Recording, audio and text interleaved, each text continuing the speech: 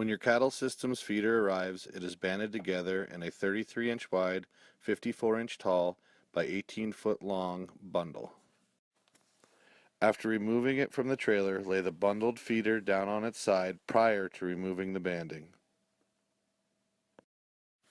Carefully unstack the feeder panels and remove all 4 pins from the feed side chains.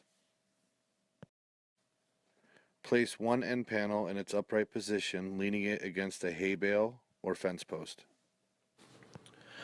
Then place one feed panel into the slots of the end panel and slide the pin into place.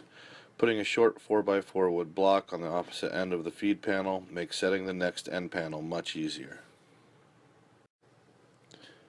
Place second end panel slots into the feed side that is blocked up and place the pin. Leaning the feed side straight up and down helps this process along.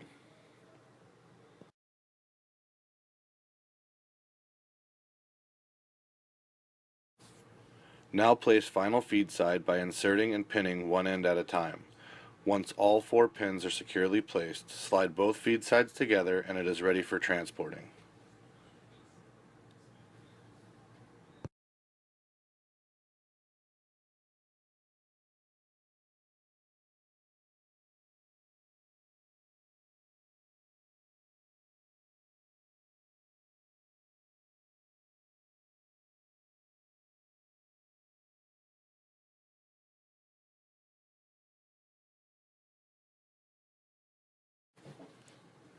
All cattle systems feeders can be picked up and moved using either 4-foot forks or a bucket and a grapple.